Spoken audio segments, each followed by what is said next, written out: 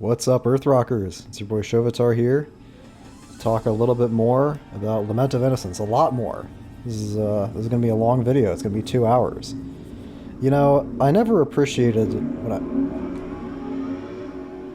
I don't appreciate that. I don't appreciate that. Yeah, it's Shovatar and the revving engines tonight. It's Friday, so everyone outside has lost their fucking minds. But I'm not gonna let that. I'm not gonna let that stop me from doing my thing. That being sitting here and talking into this microphone about Castlevania.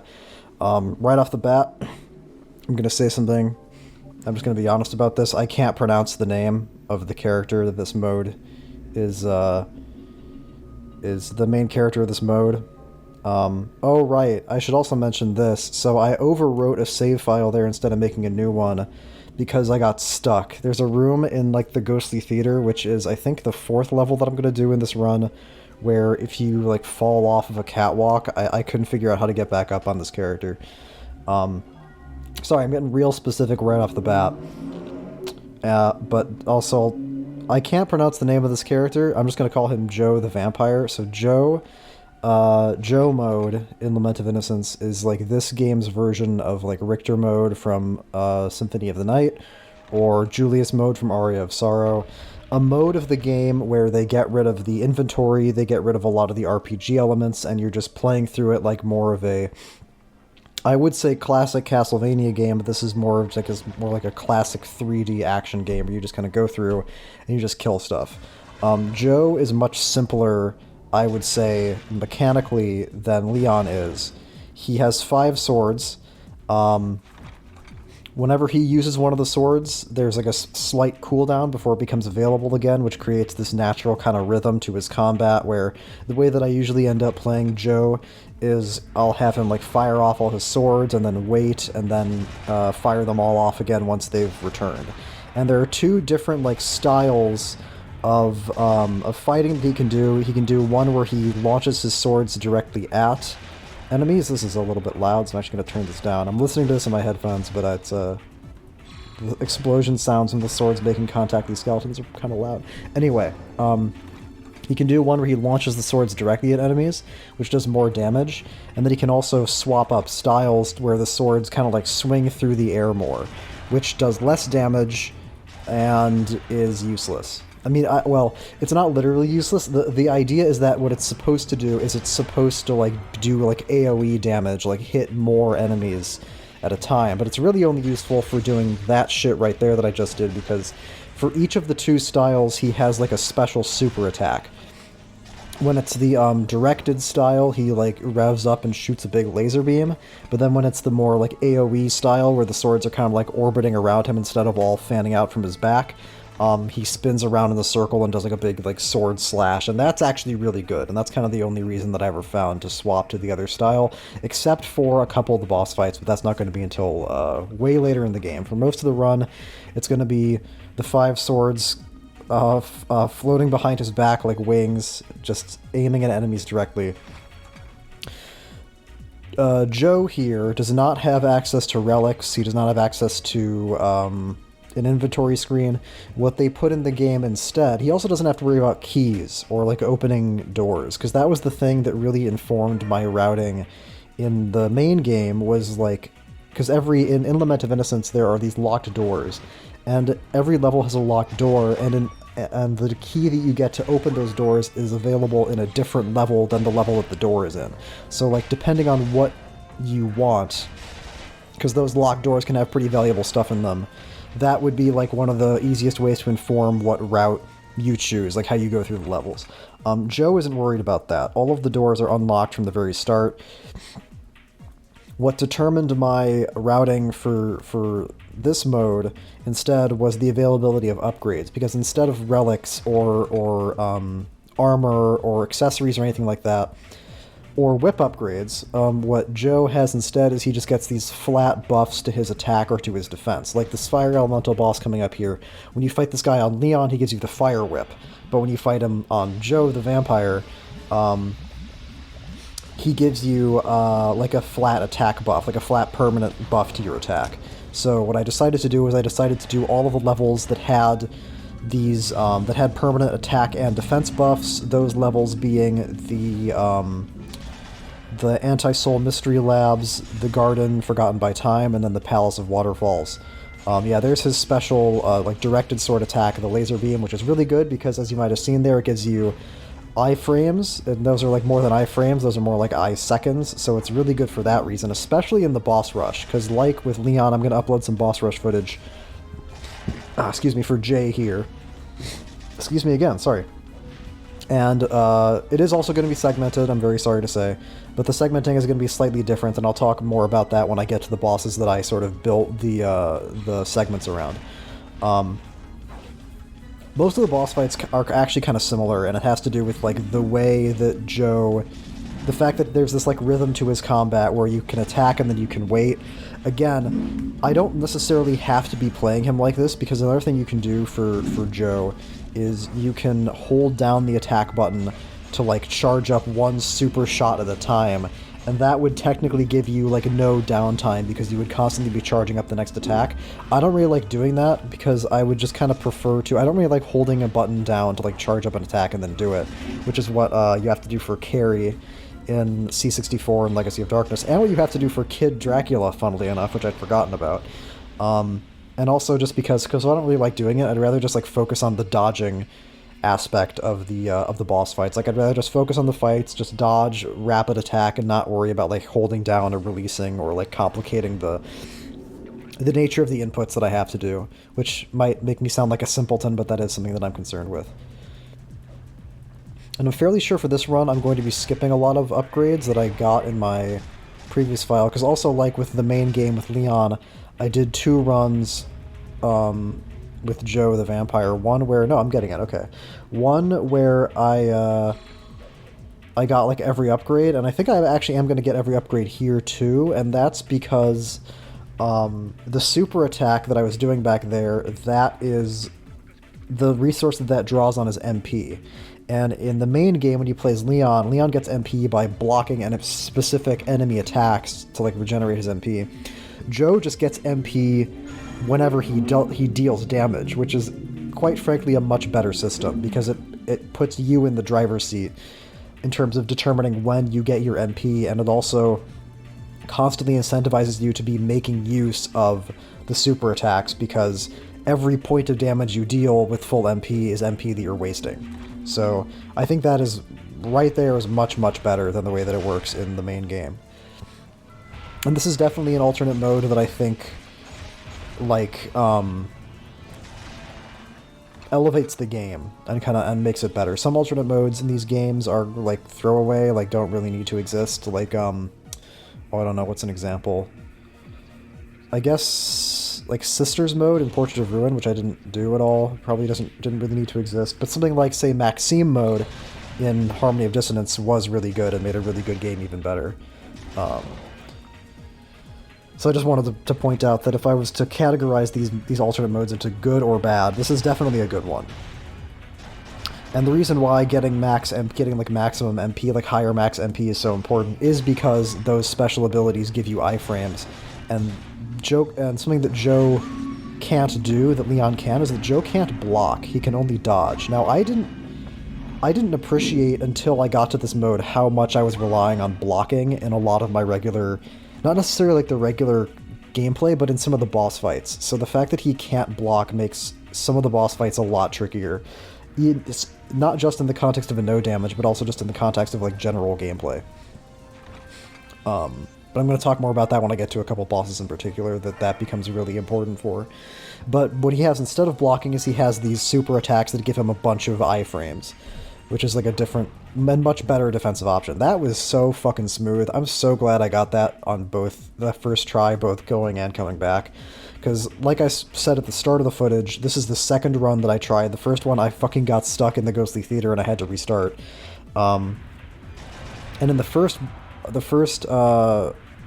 batch of footage I got, I like fucked up that collapsing bridge segment like 4 times before I finally got across. So ultimately the fact that I got stuck in the theater and I had to restart ended up making the footage a lot better. So good for me. So the fact that MP serves not only as this really strong offensive option, but also as this really crucial defensive option, is why I'm going to go out of my way to get every single stat upgrade that I possibly can throughout the game. At the very least, I'm going to get every MP upgrade. I don't know if I'm necessarily going to get every HP upgrade or not. I'm not sure. I don't exactly remember. But those are the really important ones are the MP ones. Joe has 4 types of, he can get 4 different buff items. He can get health up, MP up, attack up, or defense up. Oh, this is another thing that I think I fucked up really badly in my first footage, and I think I get it first try here, although we'll see. Something that I should mention in this footage, because I haven't yet, although I mentioned it in my main footage, is that I'm playing this game on emulator, and I encountered some technical difficulties with the emulator that I had never encountered before with previous games that I'd tried to emulate, namely with the controller. Okay, good, first try. Excellent, excellent, excellent. The less time I waste doing the same shit over and over again, the better the footage is. Technical difficulties. So I'm playing this game on an emulator with a knockoff USB controller, and unfortunately the controller that I have is has a really hyper responsive control stick that means that I'm basically stuck on 8-way run, which is not as big of a deal as you might think, sounding, but as it might sound, but it does actually become a really big problem in the platforming sections, because in platforming the game usually wants you to turn towards a very particular direction to make a subsequent jump, and the fact that I'm stuck on these 8 directions means that platforming can be very awkward. You also, I think you can't change directions midair in the first place, which also doesn't help. And before you say anything, yes, I tried fucking with the analog stick settings in the emulator. Everything I did just it didn't fix the 8-way run. It just made the control stick either work identically or work worse. I don't even know how that's possible.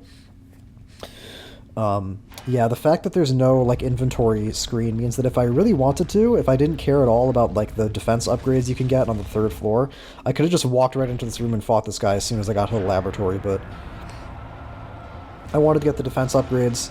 No inventory screen means no healing items, means that the only thing that Joe here can do in terms of dealing with taking damage is either avoid it by using one of his 2 super attacks, or dodge out of the way of it, or take less damage via the defense upgrades. So that was something that was pretty important to me. Again, not necessarily for the baseline combat, more because of a couple of the boss fights in the endgame, which are pretty scary. And hey, it's more gameplay, right? It's more footage to collect. Yeah, this guy's pretty easy to fight on Joe, because you never really have to close distance. When I fight this guy on Leon, I have to do a lot of tricky dodging and abusing iframes for the dodge, not get hit by his fist swing, but here it's just you can just kind of sit just outside of arm's length and just kind of bully him. I should note this too. Joe also has a dodge, and it also has iframes, but it has much fewer of them, because it happens way faster than Leon's does. So it's not really as reliable. And he has a better option for abusing invincibility anyway, in the form of his super attacks. Oh yeah, he has a different boss music, which is a remix of Dracula's Castle, the first song from Symphony of the Night. I'm guessing it's supposed to be because he kind of looks like Alucard. Did I make a joke in my main commentary about him looking like Alucard? I don't remember if I did or not. Maybe I thought about doing it.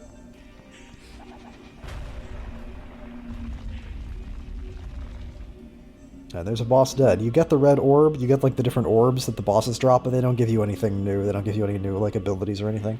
I thought they would, but they don't.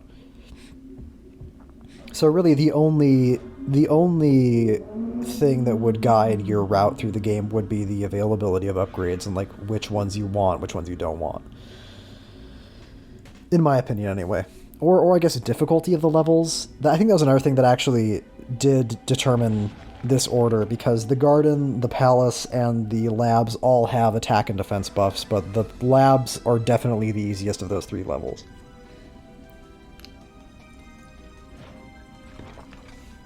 Because the fire elemental is easier than the lightning elemental, definitely easier than the frost elemental, and the golem is likewise definitely easier than Medusa or the Doppelganger, which is what the game calls the Joe fight in Joseph mode.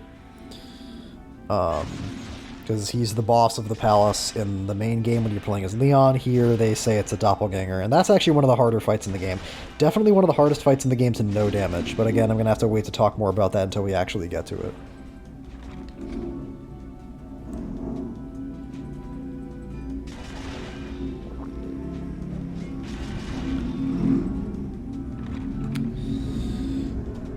Beautiful nighttime sounds. So when I did the garden on Leon, I skipped almost everything because most of what was available was not really like that important to me. In Leon, I should know this. Actually, maybe I can... I have a printed out map of the garden forgotten by time right here in my hands, actually. I can consult. Okay, so what's in these areas that I didn't get to in Leon? Okay, one of them has a... So in the Garden Forgotten by Time, just like in the House of Sacred Remains... Oh, this room is actually really interesting to mention because they added this little floating platform here because the way that you're supposed to do this room on Leon, you're supposed to use Leon's whip to help, to like latch onto those like poles going up and down to help make the jump. But actually, Joe has a slightly higher and slightly farther jump than Leon does, and he can actually make all those jumps normally without relying on the floating platform. And I know this because that was how I did that room the first few times that I did these runs. And then it wasn't until which is like hard, but I thought that was what you had to do because I knew it was doable. But it wasn't until like after I'd done it a couple times that I actually noticed that floating platform there, making it much easier. Excuse me. Okay, so in Leon mode, in the Garden Forgotten by Time, there are two different doors that each need... They each need you to fuck with 3 different statues to open them. In Leon mode, one of them leads to a accessory that reduces fire damage, and the other one leads to a key that opens up a door in the Palace of Waterfalls? Is that right?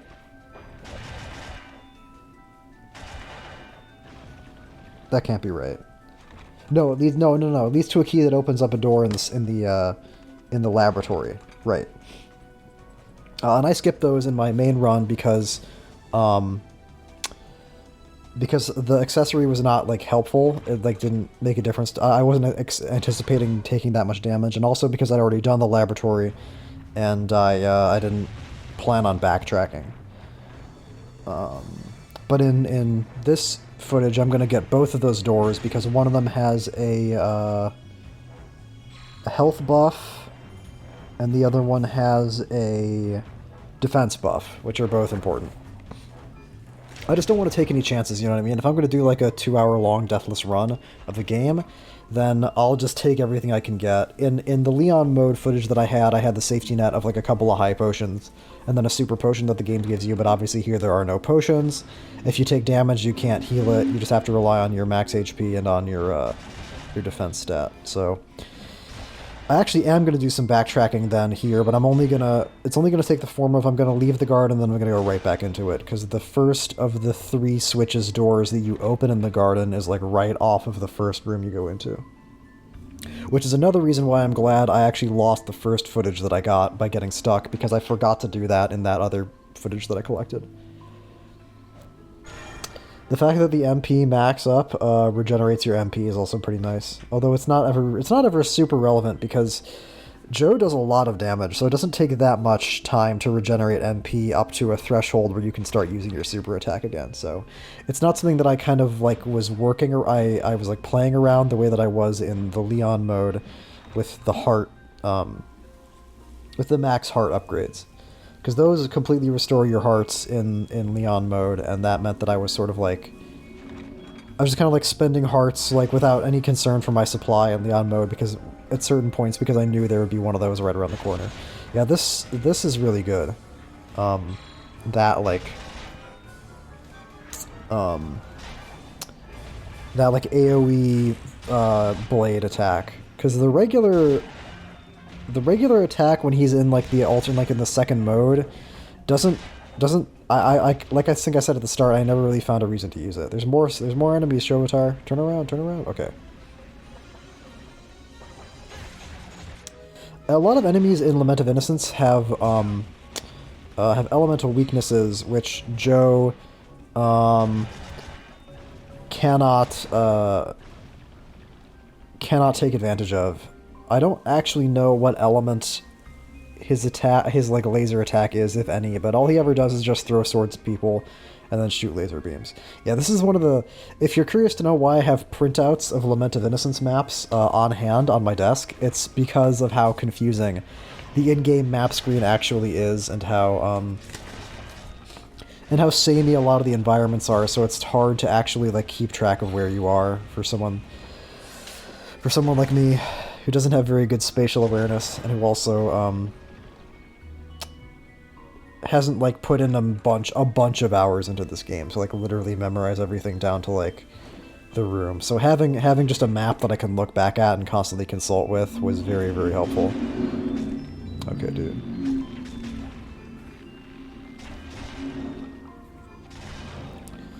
It's actually exactly like what they implemented in a lot of the actually, I think in all three of the DS Castlevania games, where in the DS Castlevania games, one of the screens was like gameplay, and the other screen was just like a permanent map screen, which is the best use of the second screen I can possibly think of. But now it's ruined me, because now I feel like every time I play a game like this, I'm gonna want to like look at a map that I can just like look at like on a piece of paper on my desk. So I'm gonna have to use more free black and white printer pages.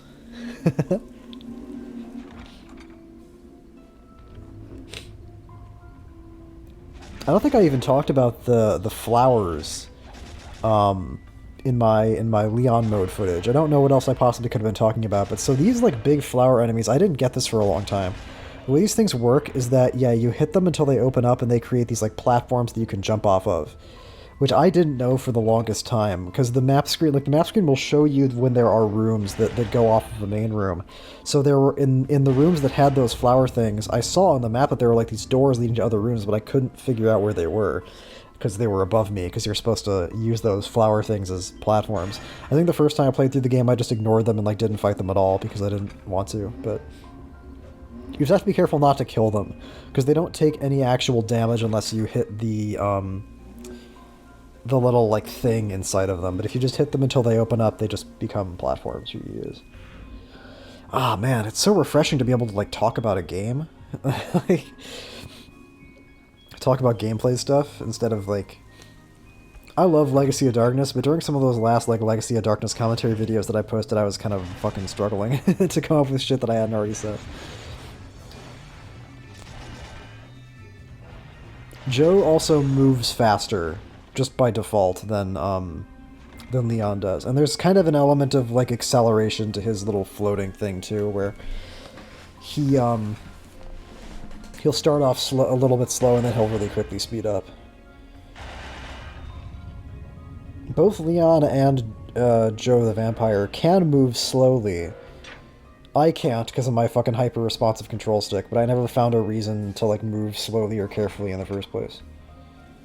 Well, actually, no, there are reasons to turn carefully, because there are some turrets in the Ghostly Theater that shoot at you or don't shoot at you depending on whether or not you're looking at them, but that's turning, that's not moving.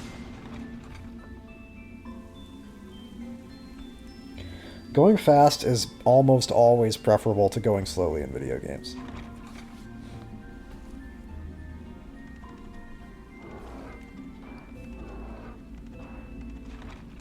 I mean, unless the games are like designed in a certain way that you have to be constantly precision. You have to be very precise with your physical position. Which these games, I would say, are not like that. I actually didn't notice for the longest time that there are a lot of cases in Lament of Innocence where the game doesn't let you walk off of the edge of things. Like, you can get knocked off of the edge of certain platforms, or you can like jump off the edge, but you can't like walk off the edge, which is a very interesting feature, which I like. It was so bizarre to me that, like I said, I didn't even notice it for a long time, but it is in the game. I don't know where exactly it's applied. I don't know if it applies to literally every platform in the game or just some of them. But that was something I noticed. Fuck. Well, actually, I didn't want to jump on that platform yet, so never mind. Like, yeah, I think you can't walk off of these platforms. You know, what really needed to implement that was some of the fucking classic Castlevania games. Not being able to walk off of platforms would have salvaged my fucking, no-death Super Castlevania 4 hard mode run that I had to turn into a 1cc because I fucking walked off of a platform on the clock tower for fucking no reason. And it would make Chronicles a lot better, because Chronicles has an awful jump at the very end that's, like, really precise. And if the game just gave you, like, a hard limit on how far off of the platform you could stand before falling, then it would make that part much better. But now I'm talking about Chronicles.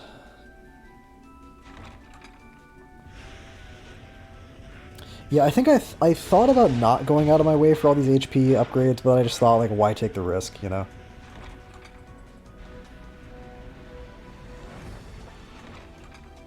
I don't think there's any way for him to restore health anyway. I don't think he has some kind of, like, dark metamorphosis, like, lifesteal ability. If he does, I never found it.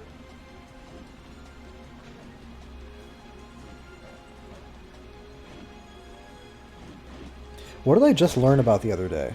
I learned about something new in, like, a game. Oh, I remember.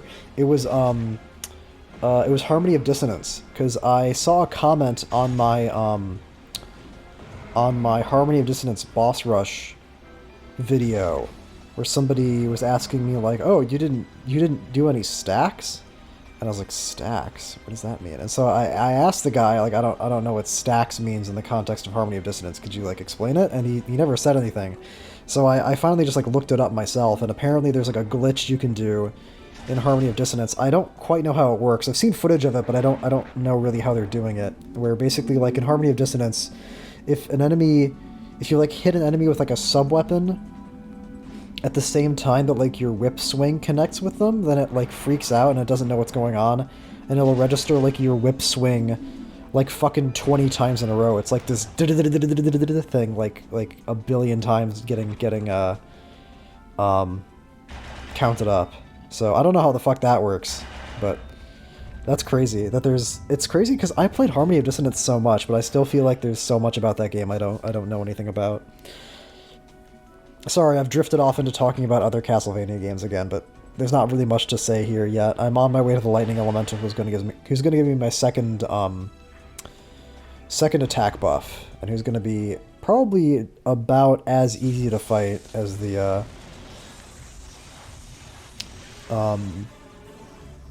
Fire Elemental was. The fact that Joe's damage is so, like, long range actually is going to make it... It doesn't make a difference most of the time, I've found, because a lot of the time you're still kind of playing it in the same, like, turn-based way that Leon would, where, like, the boss will attack, and then you dodge, and then it's your turn to attack, and it doesn't feel that different. But with the Lightning Elemental, he has a tendency to do a lot of, like, kind of do a lot of longer range attacks, like that one, where he'll kind of force you to get distance on him. And Joe doesn't have to worry about closing distance the same way, so he can much more confidently just approach in the aftermath of those attacks and get the hits in. Whereas with Leon, I would have to, like, try to awkwardly aim an axe throw or, like, a spinning edge at him or something.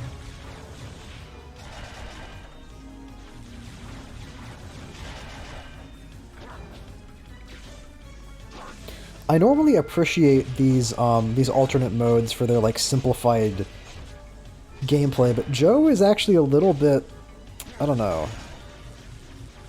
I was expecting a little bit more. I was expecting him to have a little bit more to his repertoire than basically just, like, 4 different attacks. I don't know.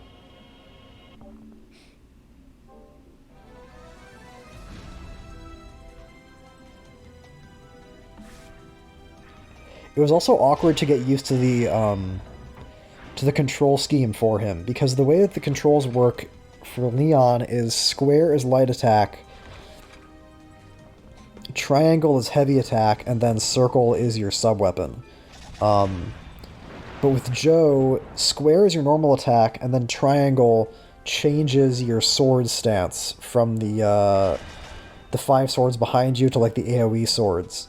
And then circle is what you press to use your super attack. So that took a little bit of of getting used to. Because in my brain, I'd internalized triangle equals heavier, stronger attack, but then in this mode, that is not the case. There's not really much to say about like the lightning elemental in terms of like strategy. He's pretty much identical to the fire elemental, where you just don't get hit by his attacks and then you just hit him again. Something I want to mention about this room, I don't know if I did it in my last video or not, but the ghosts and the skeletons in that room infinitely respawn for no reason that I can determine. One of the things that I was very grateful to discover with Legacy of Darkness, and in this game sort of by extension, even though this is of course a very different game, was that after Castlevania 64, apparently I was under the impression that they had learned that putting infinitely respawning enemies in an environment was a terrible idea and was like awful. Because that's something they do in Castlevania 64, and then in Legacy of Darkness that's almost completely gone. There's a few spots in, I think, the tunnels where enemies will still infinitely respawn, but Castlevania 64 is much more generous with it. And then when I got to Lament of Innocence, I was like, oh good, there's no infinitely respawning enemies. But then in that like one room, for some fucking reason, there are. And I really don't know why. I sure hope Curse of Darkness doesn't have any infinitely respawning enemies. Ha ha ha ha ha ha ha. Sneak preview for my Curse of Darkness footage. Something I want to point out, actually, as long as I'm talking about Curse of Darkness, and I'll make this brief because I don't want to like totally blow my load and not have anything left to say when I actually release those videos, but one of the criticisms that I made of Lament of Innocence in my Leon mode footage was that the camera being like pulled so far back was good from a gameplay perspective, but I thought maybe they could have made it a little bit like closer and tighter, like closer to what the Legacy of Darkness camera was, because that sort of camera distance created sort of a disconnect from the environment that I thought harmed immersion. And I was like, yeah, it's better from like a gameplay perspective. Maybe they could have, you know, changed it. I'm backtracking here because the door that I just opened up is back here, so that's a little bit annoying, but that's why I'm going back this way. I said, yeah, maybe they could have pulled the camera in closer. Maybe that would be better. Having now played Curse of Darkness, I retract that criticism because I've now experienced the alternative, and that's all I'm going to say. So I now no longer have any complaints about the camera on Lament of Innocence. I'm waiting for this fucker to spawn. Get out here. Okay, there we go. I remember the first time I did this, I got to that room and I killed those first two skull flowers, and then the doors didn't open, and I thought the fucking game glitched and like got stuck. And I was so mad because I was like, I can't fucking believe it. After all this time, everything in the game, like I had the controller issues, but other than the controller issues, everything had been working like perfectly smoothly, and I was like, this fucking game locks me in this room. I'm gonna be so mad. But then I just locked myself in a room in the Ghostly Theater later on in that footage anyway, so whatever.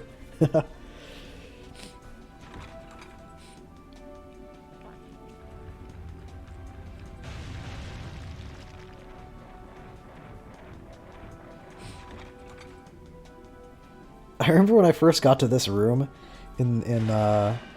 I actually like looked this up because I which was dumb. Like I looked up like Lament of Innocence like Sphinx room because I assumed it was some like stupid ass puzzle that I would never figure out, or that like I didn't know anything about. But then the solution was just like blow up all the statues, and I was like, until you find the door, and I was like, oh okay, I feel pretty dumb for looking that up now.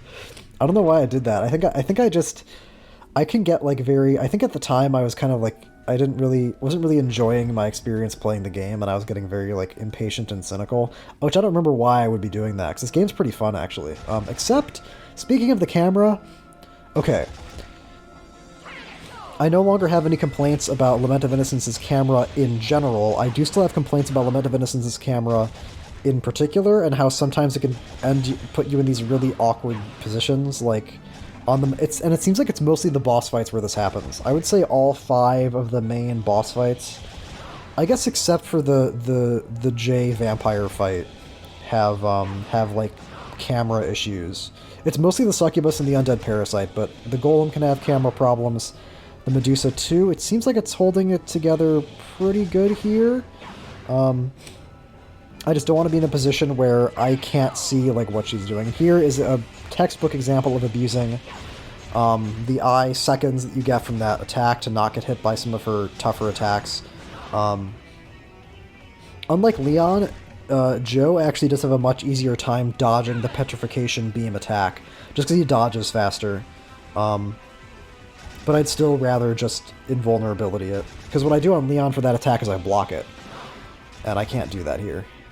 So I do my my next closest equivalent. That was a no damage. Sweet. All right. Well, she didn't really test me very hard. She didn't act like a huge bitch during phase 2, which is what she can sometimes do.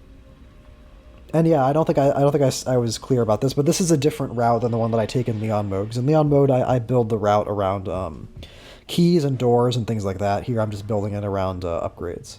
So that means that after this, we're going to go to the Palace of Waterfalls.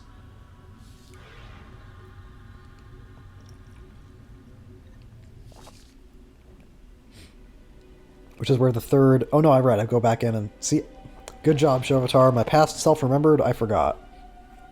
Yeah, doing a little bit of backtracking to, I think, get a health upgrade. I've finally stopped calling them energy tanks, which is what I called them for a very long time.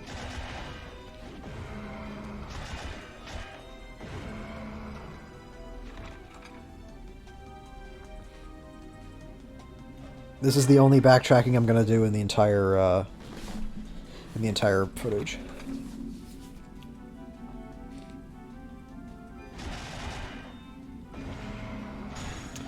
Yeah, in a lot of my early footage, it was mostly in, like, Circle of the Moon, and then I think Harmony of Dissonance.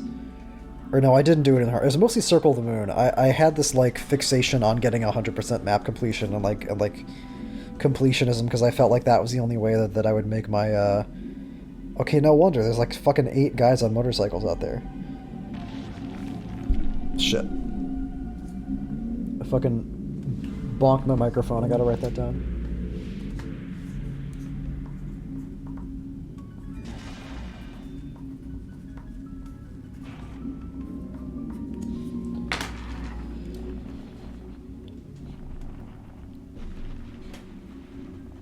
There's usually like 2 or 3 people on motorcycles out at this time of night, but I just saw fucking 8 of them. Anyway, what was I talking about? Well, anyway, here we are in the Palace of Waterfalls, which is, I would honestly say that the Palace of Waterfalls is probably the hardest level in the game.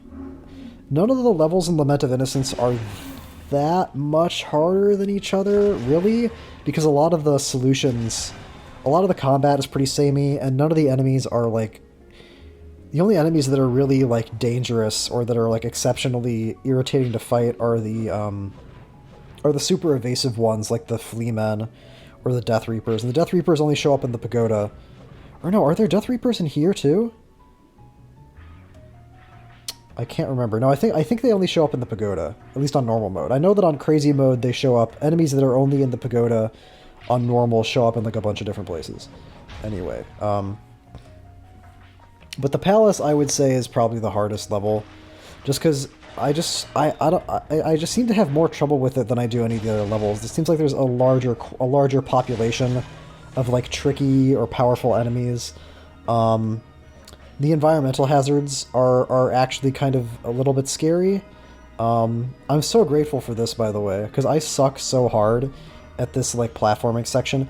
In the footage that I uploaded of me playing as Leon, by some miracle I got this whole section down first try, but typically if I'm playing, because what you have to do on Leon is you have to do, like, double jump and then use the whip to latch onto the fences on the edge of the ledges and, like, pull yourself up. It's like this whole sequence you have to do. I'm usually terrible at it, and the footage that I uploaded, miraculously I got it first try. Here, fortunately, they didn't make me do anything complicated. I just had to stand on some floating platforms. So the Frost Elemental. The Frost Elemental is extremely frustrating to fight on Leon, because the way that, like, Leon's combat works generally on bosses is you wait for them to do an attack, and then you dip in, and then you have an opening to, like, pull off a whole combo. That's definitely how it works with the elementals, especially, because with the elementals you're not just you're also relying on hit stun, where they'll be staggered throughout your combo so you can actually finish it off. The Frost Elemental is harder than the other two because she's extremely picky about when she does and doesn't get staggered by damage. Like, you'll think, usually it's like right after she finishes an attack, but sometimes like you'll think you've got the timing down perfectly, like she just finished an attack, and you think you can get it and start doing a combo, and then you'll start up your combo, but then she'll like rev up another attack, and by the time you cancel the combo and start trying to get away, she's already like hitting you. So that's why the Frost Elemental is hard on Leon. On Joe, it doesn't matter so much because number one, you don't really have to worry about closing damage. You can always attack her from a safe distance. And number two, the fact that you're not relying on closing distance means that he doesn't have to worry about hit stun or like staggering or anything like that. He can just kind of wail on her all the time and just try to not get hit whenever she tries to hit him, and the fight is over quickly and simply and easily. Still harder than the lightning and fire elementals, though, even for Joe, just because her attacks are harder to dodge, in my opinion. Like the one she spins around and like zooms around all over the place, that one's pretty tricky.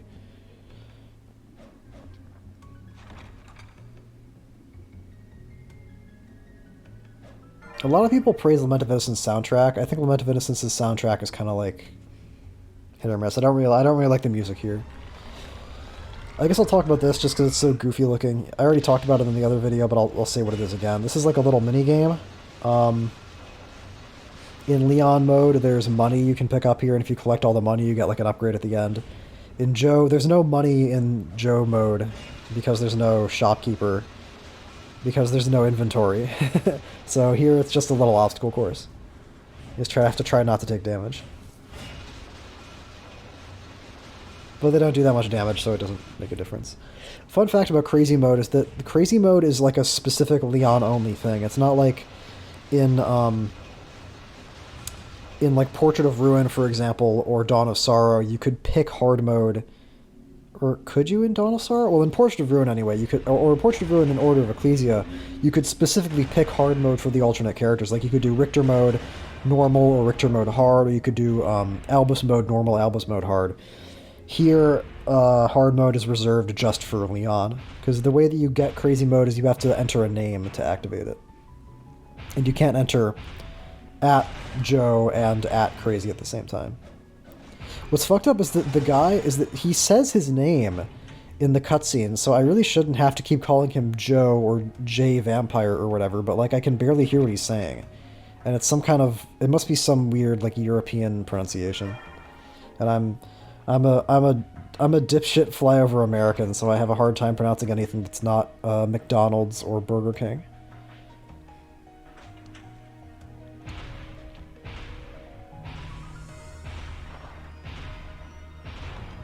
Yeah, that room back there is actually another spot where the camera is a little bit of an issue, because it's very easy for that Cyclops to charge at you before you really even...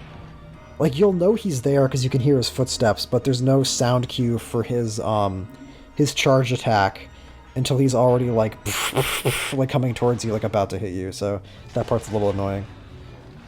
But the general design of the camera giving you this very wide view of everything, so you can see everything that's going on, is fine.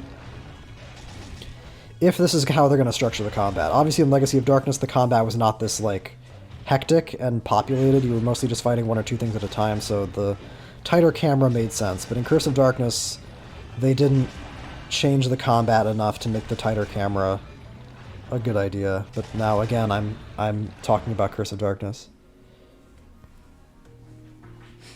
I remember having a lot of trouble with that part when I played on Leon, and I don't exactly remember why.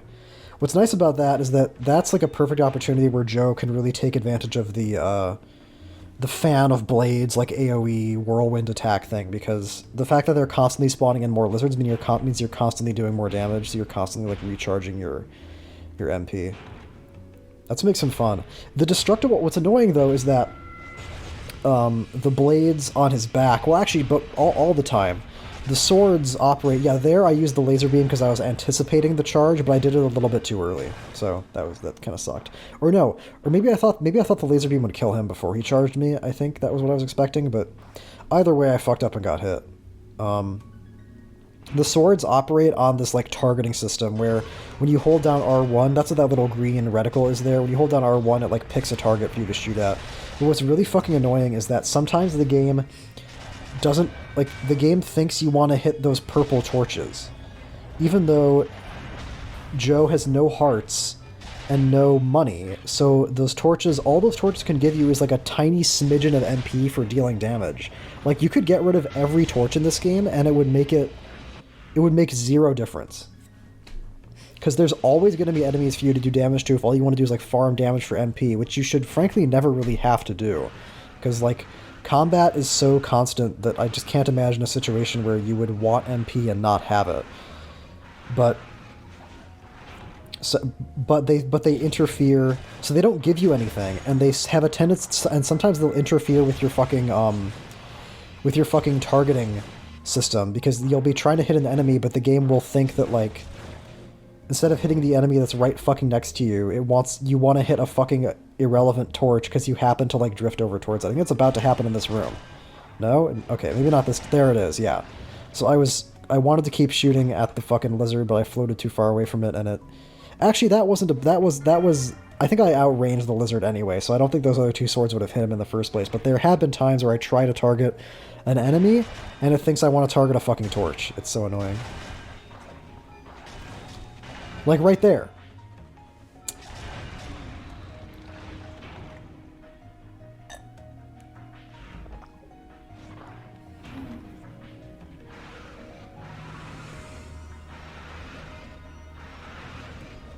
Like, hitting torches on Leon is like an annoying chore.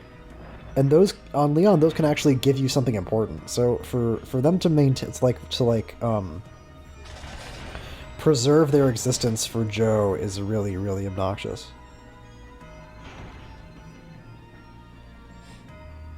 Oh, this is an interesting fight. So the doppelganger on Leon, I think here they call him Fake Leon or whatever,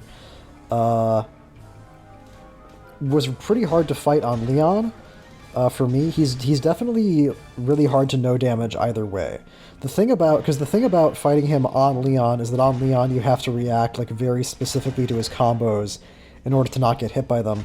On Joe, you can kind of maintain distance except for when he does that shit. Except for when he's off camera and he fucking charges at you from off camera. That's like the most frustrating shit in the world, and it's like his favorite thing to do. Like, as soon as he's off camera, that's when he queues up the dash attack that you have to react to really fast. Really quickly, rather. But generally, my strat for this fight was just kind of, like, keep distance and, like, just hope he doesn't hit me. And this is where you really learn how particular the targeting system is in terms of how close you have to be to the enemy you're fighting.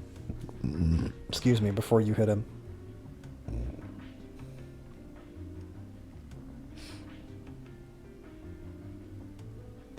Because at pretty much almost exactly the distance you have to be to Fake Leon to target him, that's also the distance where he can start hitting you with his whip, so you have to be really careful about that. It ends up being somewhat similar to the Leon fight, the mirror fight on Leon, because that's also kind of a fun, not fun actually, it's very frustrating, a frustrating game of like, how close can you be, how far away do you have to be.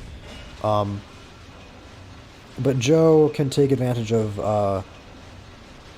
the invincibility from his special attacks in kind of a more proactive way than Leon can take advantage of the invincible jar.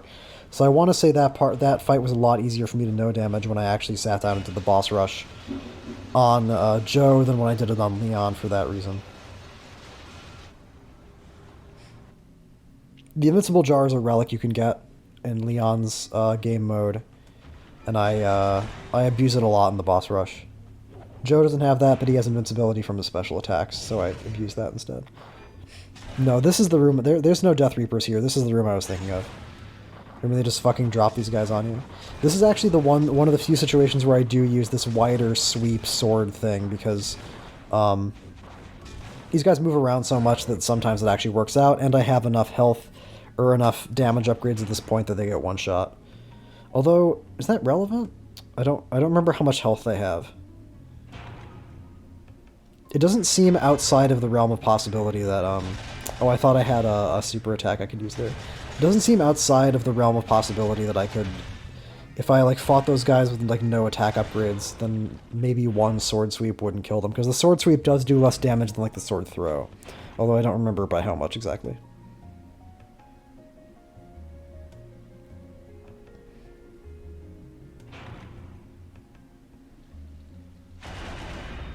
And you actually can target this thing even though there's no targeting reticle. You don't have to, like, guess and, like, try to get, like, the perfect fucking, like, line up to hit it. You can just target it. I think this is the longest level I've done so far, which is not actually that surprising, because this level kind of takes a long time no matter what you do.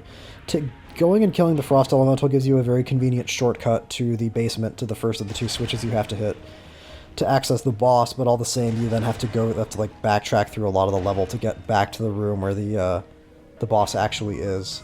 Whereas at the labs, I don't know, I feel like I got out of the labs like super fast. I just feel like there's not that many rooms in the labs, and I think I skipped a lot of it. And then in the garden, everything's kind of like a straight shot through the whole thing.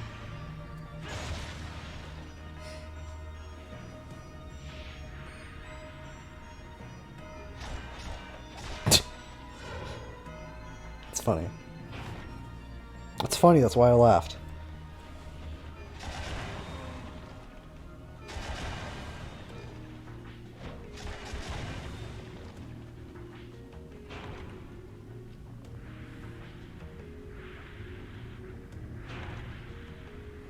Yeah, the fact that you can walk right into a room with like a frost demon and then two possessed ice swords, I don't think there's any other level in the game where you can run into the enemies that are that strong that quickly. Because the thing about Lament of Innocence is that I think it is designed so that you can do the levels in any order, but I still think that this one's like harder by a good margin than like the labs are. I really feel like the labs are like quote unquote supposed to be the first level you do, because they give you the fire whip, which is really useful in general, and then the golem's like the easiest boss in the game.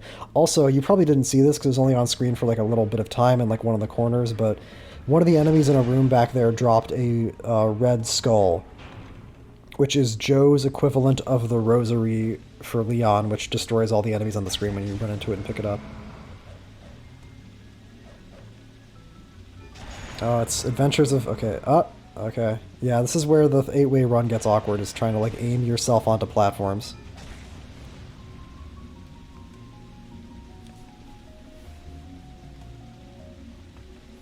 This is much more convenient, although I guess less action-packed than traversing this room on Leon, which involves doing a bunch of whip jumps. I don't think I do this room on Leon.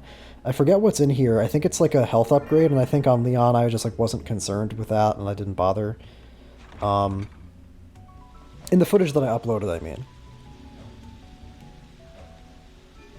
Because really, like, Lament of Innocence is a lot like the earlier Metroid, like the GBA Metroidvanias, mostly Harmony of Dissonance and Aria of Sorrow, in that it's very hard to envision like actually dying in any of them.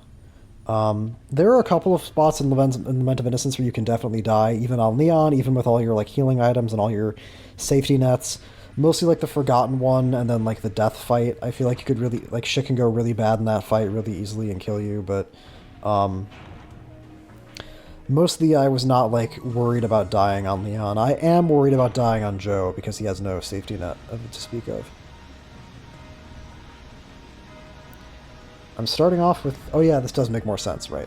Okay, so the Joe doppelganger fight is like really annoying because I heavily relied on blocking to deal with a lot of his attacks when I did this fight on Leon, and obviously now I can't do that. So I have to try to avoid a lot of attacks that are very hard to avoid. You'll notice that the first thing that I did when I started the fight was I swapped to the... was I used like a whirlwind attack. That's because there's a specific... attack that he does that I literally don't know how to dodge. Like, I couldn't figure out how to dodge it. The only way I figured to not take damage from it was to use that attack to avoid it. That attack is also hard as fuck to dodge because you have to wait until, like, right before the swords reach you. You can't, like, dodge preemptively at all. That hit me because I was expecting to hit him before the attack finished, which I thought would cancel the attack. I don't quite know what the sequence of events there was. I don't know if I hit him and it didn't cancel it, or if like it hit me before I hit him or not. Also, those gold swords that he summons out of the ground, you don't know where those are going to be ahead of time, so my strat for that attack on Leon was to just stand there and guard, so that way if they did hit me, I would be ready for it, and then after they spawn in, then hit him. There I don't have that option, so I just kind of have to like wiggle around and hope they don't hit me. There I did get hit. So that's why this fight is way harder on Joe than it is on Leon, and that's also why fuck. Is this going to lead to another phase? That's so annoying. Shit. I really thought that the laser would stagger him and I'd be able to do this in 3 phases, but unfortunately it's going to be 4. Okay, I'm glad I dodged that. I'm proud of myself for that. So yeah, the fact that this fight is so annoying and so, like, the margin for error is so small. That's why in the boss rush footage, I actually do my second save state before this guy instead of before the Forgotten one, which is what I did for Leon. Because Leon is just so much easier to consistently no-damage this guy. That's like me when I say segmented. I don't, like, go crazy with it. I don't do, like, a save state for every boss. I only do 2 save states, so it's in 3 parts, but all the same. It's several magnitudes of difficulty easier than it would be if I just did single segment. Anyway, now we're going to the theater because the theater has the last attack upgrade, which I prioritized higher than the defense upgrade. Because I'm not really, like I said, I am worried about dying on Joe, kind of, but I'm only really worried about the late game bosses, like basically just the Forgotten one and then death. And at that point in time, I'll have all the defense upgrades that I want. So I prioritize attack over defense because attack gets through everything faster, and because I don't really need max defense and like max survivability until I'm at the end of the game. And like with Leon, I skip half of the Ghostly Theater on this path, but unlike Leon, I'm not really missing anything. In my Leon footage, I skip half the Ghostly Theater, but that was purely like a footage gameplay time constraint. If you're playing the game normally on Leon, you should definitely clear the whole Ghostly Theater, because the left side of the Ghostly Theater has a key that gives you the drop near, which is the best accessory for Leon. But now but I already said that. I just want to reiterate that because that's like so important. I don't make these videos necessarily as like comprehensive guides, like 100% whatever. I just kind of make it just to kind of show the game. Although I've made more compromises with Lament of Innocence than I have with other games in the past, just because Lament of Innocence, as much as I like it, is a little bit samey. Like if I were to do the full Ghostly Theater, you'd basically be seeing like the same rooms twice and the same stuff happening twice. Not that interesting. And I think after this we're going to come up on our first break. Yes. I think I put the break here because this is... Oh, no, that was different. I'll explain what I mean. The routing this time around is a little bit different, but I'm going to have to explain that later because we're coming up on a break. So what's different about the routing between this attempt and the first attempt that I recorded was that the first attempt, the one where I got stuck, the place where I got stuck on is on the left side of the Ghostly Theater. The reason I was going over there was because there's a health upgrade, I think. I think there's an energy tank, or an HP up, rather, over on the left side of the Ghostly Theater that I wanted to go and get. But then after I realized that it was possible to fucking get stuck over there, I realized it was not worth going for, and it would just be so much easier to go straight here. So that was my rationale for changing that up. The reason I'm standing in the corner is because the ledge up there is not accessible by Joe under normal circumstances, and the solution that the developers came up with in order to compensate for the fact that there were some platforms that he couldn't get to, but that Leon could, were to just add these hidden floating platforms in the level. I obviously did not figure this out myself. I have to thank the fine people over at Game FAQs for informing me of that fact. It's a little bit obnoxious, frankly, because I feel like a player could end up like trying to make that jump for like minutes and minutes and minutes and not realize that you would have to fucking stand still in one place for like 40 seconds to get a platform to show up. I think that's a little bit stupid. I think it would have made much more sense to just have the platform be visible from the start, so that way you could just, like, what's the point of hiding it? Other than basically, like, wasting the player's time, you know what I mean? I suppose you could say it's a callback to Simon's Quest, because that is like a Simon's Quest kind of thing. But Simon's Quest, I think callbacks to Simon's Quest are best done in the form of callbacks to Simon's Quest's atmosphere or scale or scope, like Order of Ecclesia, rather than the weird, obtuse 1987 puzzles. Anyway, there's only a couple of those, and they're both in the Ghostly Theater. One of them is actually really important because one of them helps you get to the attack upgrade that's present in this level. Health upgrades are important too, but I would say that attack upgrades are more important because they're more scarce. So getting the attack upgrade in the Ghostly Theater or not getting it would make a pretty huge difference. I tried to minimize looking at the map screen, but there were still a couple of times when I absolutely had to. And again, like, that comes down to the sameness of the rooms. If the rooms looked more different, then I wouldn't have to do that. But then I wouldn't have to, like, play this game with, like, a printout of the map right next to me, but I did, so that's the situation that I'm in. These guys are surprisingly easy to kill on Joe. I thought they'd be harder because they, like, teleport around and then they do their purple MP attack, and you can't block it, so I was a little bit worried about that, but actually, the lock-on system that Joe has, tracks them through their teleport, so you can just, like, stay on them even while they're, like, teleporting around and being invisible, so it actually is easier to kill them on him than it would be with Leon. Yeah, this is the part with the second invisible platform. I think I'm probably going to take damage here, but whatever. One of the changes they made to Crazy Mode, from what I read, because I never played Crazy Mode, I just, like, didn't feel like engaging with it. They said, I think that I read somewhere, though, that one of the things they did in Crazy Mode was they,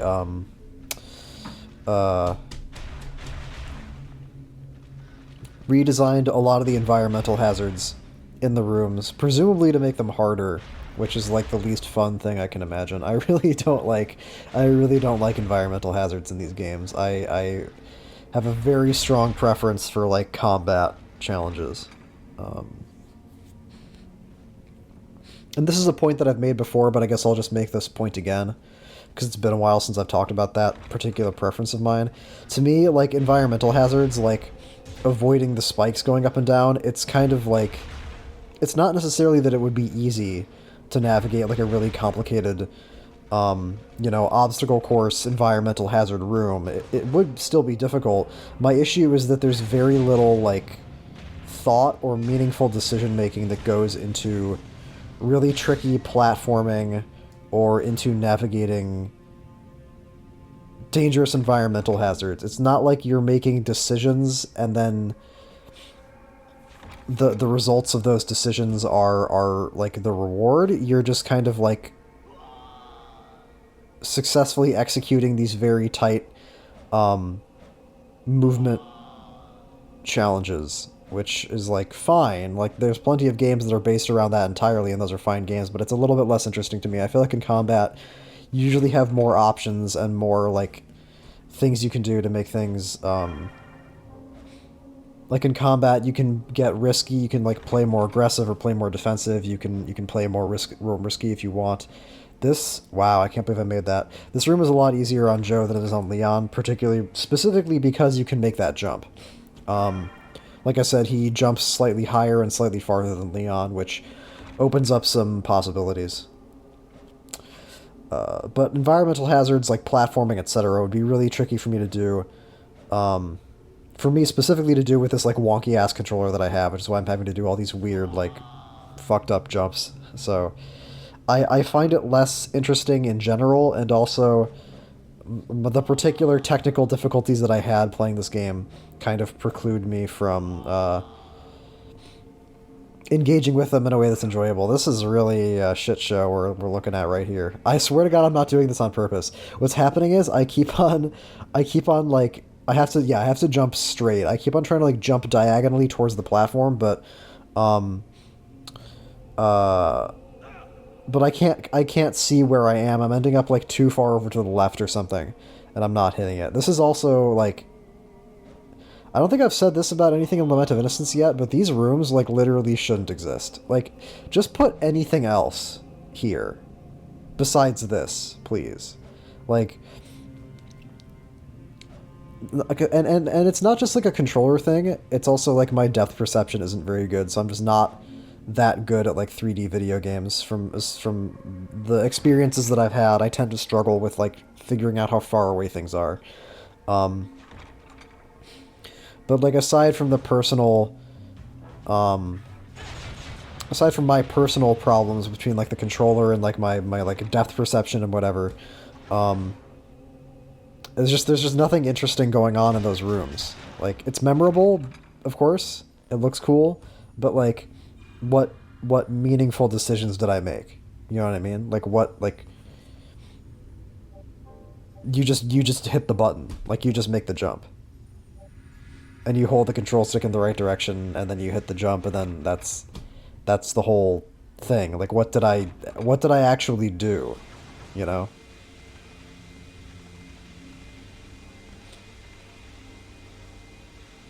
I think I said before in a video I made a long time ago about Super Castlevania 4 that like platforming, like precision platforming where you have to like run towards an edge and like jump over a pit on a very particular timing, like at the end of Chronicles, is like a basically a quick time event. It's just like, did you push the button, yes or no? Oh, you didn't? Well, now you're dead. It's like very like brain dead. It's not exceptionally interesting to me. I don't feel like I don't feel like I did anything when I do it right, and I don't feel like it's my fault when I fuck it up. Or I don't feel, well, I do feel like it's my fault, but I don't feel like it's just very disheartening to say like there were no steps you could have taken to make that happen, or not happen. And I'm both basically talking about the Chronicles jump. I'm not really talking about the that little dark platforming section back there. I'm kind of free associating now. So the succubus is the boss where the fact that you can't block, I'd say is the most consequential because a lot of her attacks are, well, particularly her purple attack that gives you MP, or that would give you MP if you were playing on Leon, is like tracks you really well, and it's pretty hard to dodge it. You have to really just kind of constantly keep moving, which in the succubus fight can be a problem because number one, when you move, the camera moves, which can fuck with your movement, and number two, she has these flowers stationed around the arena, which can sometimes hit you when you don't expect them to. But fortunately, what you have instead of blocking is you have the invulnerability you get from the special attacks, which is what I was planning on using during the ability when she clones herself. My plan there was to use that to not get hit by her, because when she clones herself into 3, if you hit the wrong version of her, she'll do like a lightning attack that paralyzes you, and that just, it's very, very hard to dodge. So in the boss rush footage where I'm trying to no damage her, I just use I use like a special attack to not get hit by it, to just invulnerability my way through it. And the succubus, so that's like, and that's just why MP is so important, because MP also just gives you more chances to do stuff like that. And that's another reason why doing the ghostly theater towards the end is, I think, smarter, because that's a boss that could actually pose some problems to you if you...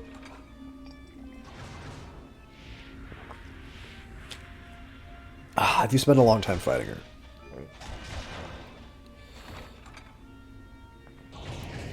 I'm fairly sure I'm going to be spending a long time in the House of Sacred Remains, because like the Garden Forgotten by Time, this is one of those levels where there's like 6 switches you have to hit to open up 2 different doors. Unlike the Garden, I'm not going to do any backtracking to access one of the doors. One of the switches, one of the doors you actually have to open in order to progress, the other one you don't, but it has a defense buff inside of it, and I really thought about skipping the defense buff in the House of Sacred Remains just because it would save so much time to not have to go for all the switches that you need to access it, but then I just thought about the Forgotten One, and I thought about how easily the Forgotten One can just go completely to shit, and I thought, why take the risk? You know what I mean?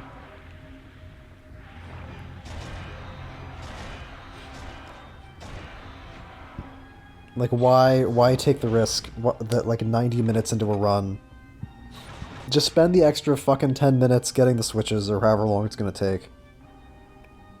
And then just accept the safety net. So that's what I did.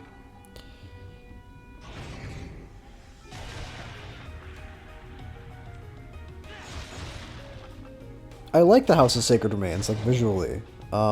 In terms of the level, like, the environment design, it's one of my favorite levels, I would say. I don't really like the Ghostly Theater. I don't really like, I think the Palace of Waterfalls kind of feels like a cave level. It basically is a cave level, and it's especially samey. There's just not that much, like, to look at in the Palace of Waterfalls. But the House of Sacred Remains is pretty cool looking. The lab is pretty cool looking. The garden's pretty cool looking. Yeah, I thought this was a floating cube, but it is not. It is a stationary cube. There we go.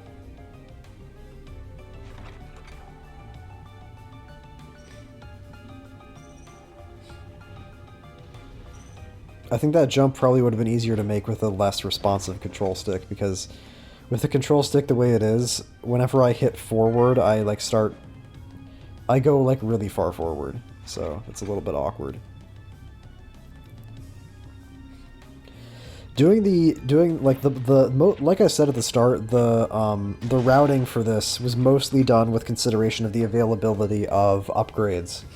But I also think that it just so happens that the last two bosses that I fight in this route, the Succubus and the Undead Parasite, are the two trickiest bosses for Joe to fight. Because he can't, like, block, and because there's no healing items.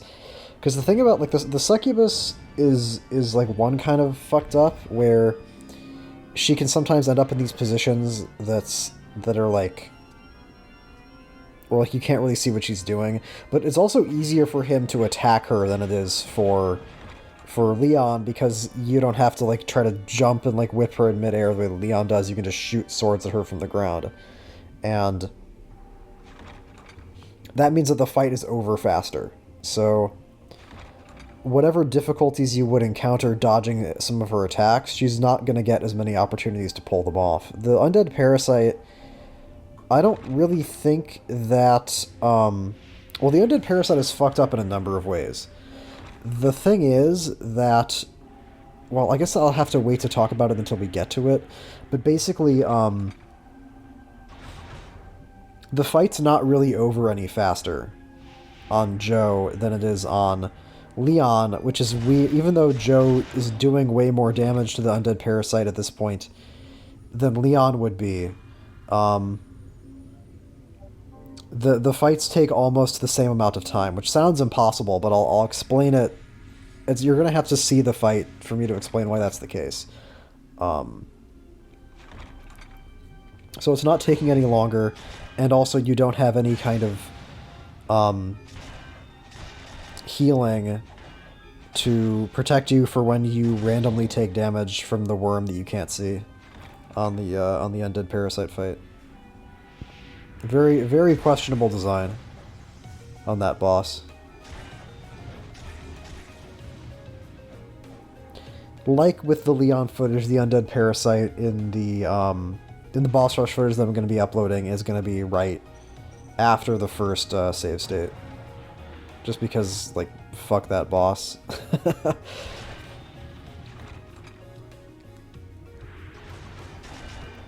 I love these games. I love Castlevania.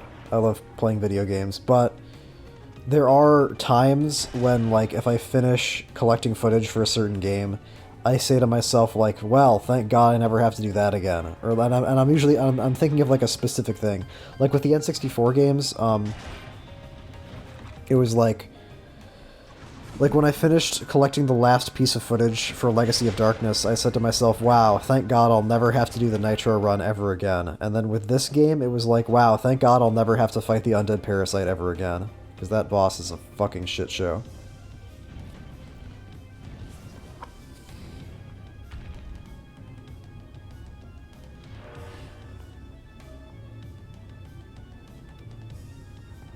Maybe Phase 2 is faster? Well, I'll see what happens in the footage. because I'm fairly sure I remember what happens. Usually, when I do these recordings, there's been a fair bit of time between my collection of the footage and my rewatch of the footage to do commentary, but as this channel has progressed, as I've gone through the series, this temporal gap has gotten smaller and smaller to the point that I'm now doing commentary on something that I finished recording, like, what, a week ago? A week and a half ago? Which is very unusual. But even so, there are still things that I don't really remember exactly. I do remember that the boss rush footage took me a long fucking time to get for Joe, longer than it took for Leon. Like, the boss rush footage for Joe I got in 3 parts. It's Fire Elemental through second Doppelganger fight, then Undead Parasite through Medusa, then Joe through Death for the last 3. And I want to say that I was expecting to collect the footage basically in like a day, or like, yeah, I think I was expecting to get it in like a day, because I was using save states. Like, obviously, if I was going to try to no damage the Lament of Innocence boss rush, like, legitimately, 100% single segment, then it would be like a really big project, I think. But because I had these, like, saves, because I was using save states, I figured I could probably get it in like a day or so. That ended up not being the case. I ended up, I want to say I got the first segment pretty fast, and then the second segment took me like a fucking entire day, and it basically ended up being like a 3-day ordeal to get all that footage, which should be a testament to how difficult it would be to do that shit single segment. And I don't mean like, you know, obviously I don't mean like 3 days no sleep. I don't mean that I was doing the boss rush like 12 hours a day or something, but the thing is that when I play these games, when I play Lament of Innocence and Curse of Darkness to a certain extent, but more so Lament of Innocence, especially the boss rush footage, there is a sort of cap on how much I can do in a given day because my hands start to hurt.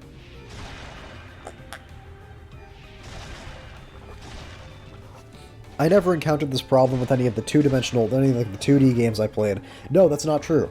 I had the problem with Symphony of the Night because I would spam backdashing to move around instead of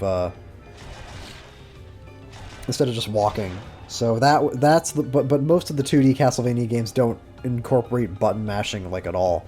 Whereas with the Lament of Innocence boss rush, it's just like button mash, button mash, button mash, button mash. So there was only so much time I could spend every day doing attempts before I really had to say to myself, alright, Shovitar, I know you want this footage, but is it worth getting carpal tunnel syndrome?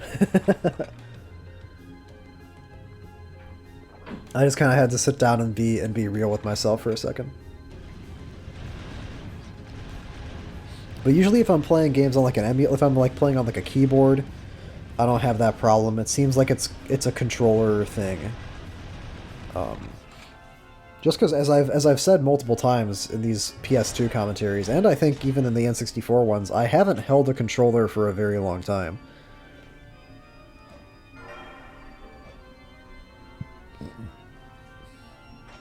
A lot of my gaming has been PC gaming for the past, gosh, I guess the past 15 years of my life. It's kind of scary to think about. It's good to be back, though. It's good to be back, even if I'm playing on a fucking random knockoff fucking USB controller that doesn't really work properly. Oh, it doesn't matter. It doesn't matter. What's important is that I'm still having a good time, right?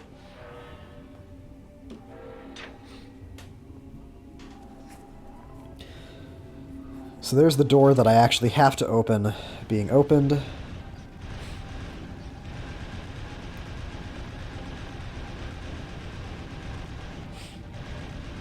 I do give some grudging respect to Lament of Innocence for the incorporation of, like, these environmental hazard areas, even though I don't like them, I don't like environmental hazards, I don't like platforming, really, like as like a challenge in and of itself. Despite that, I do still give Lament of Innocence some respect for incorporating those elements, because whatever I personally think of them, those things are like key identifying factors of Castlevania as a series. And the temptation, I'm sure, was very strong when bringing the game into 3D to just axe that shit completely and go like full action game, nothing else, which I wouldn't have complained about, but I do appreciate the fact that the developers were trying to really incorporate Castlevania into 3D. I think like the N64 games, for example, I think incorporated the platforming too much. I think they were too enamored with the idea of like 3D platforming, and they wanted to basically turn that into the foundation of the game. Like Castlevania 64 and Legacy of Darkness are platformers more than any other game in the series, which I guess the exception of Adventure. But as I've said in the past, Castlevania the Adventure is not really a game. It's more like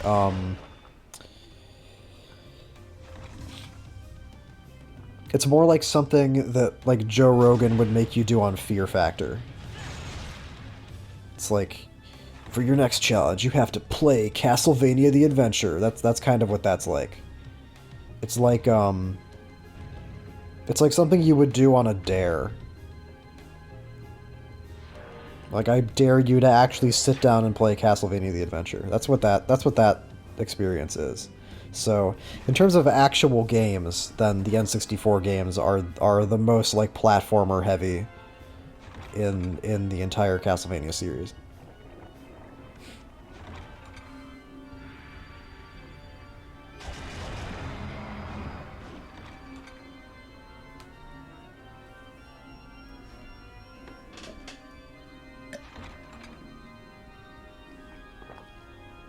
I think there's a balance to be struck.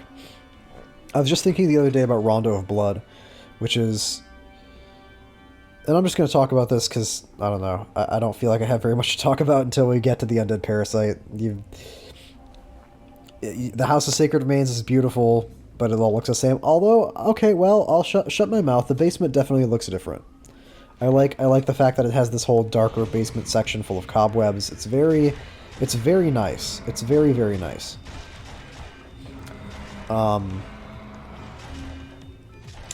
And I think I'm actually gonna... Okay, I'm going this way first. Yeah, this is where the door that leads to the defense buff is. Then I'm gonna go back the other direction later. This is an interesting little, like... I always do this. I always, like, overthink the like, purpose and rationale behind the areas of Dracula's castle. Not that this is Dracula's castle, but it fucking might as well be. It's just funny that there's like a church in here. Just like in Symphony of the Night, how there was the chapel in Symphony of the Night. You could argue there was more of like a thematic reason for the existence of the chapel in Symphony of the Night. Maybe something similar is going on here in the House of Sacred Remains. Maybe if you're like a satanic vampire, then like you think it's really funny to build a church in your evil castle and populate it full of skeletons, and like draw a bunch of fucked up pictures of skeleton priests or whatever. Or and this is perhaps truer to the series' roots, or the developers just looked at a bunch of pictures of like historical European architecture and cathedral stuff and said, let's try to make that, but make it look spooky. I understand that not everything in these games has a particular thematic purpose or even a real intentional reason for it, but all the same.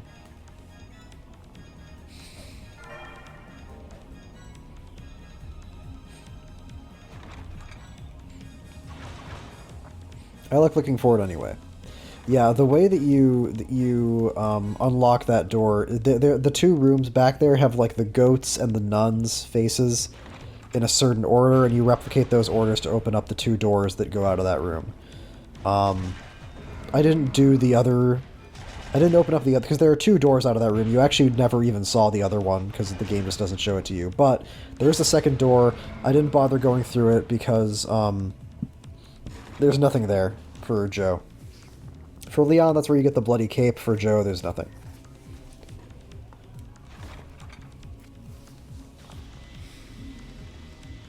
These parts are easier to clear on Joe the vampire, because he moves faster, so you have more freedom to go for like long to try to outrun the lasers if they're behind you.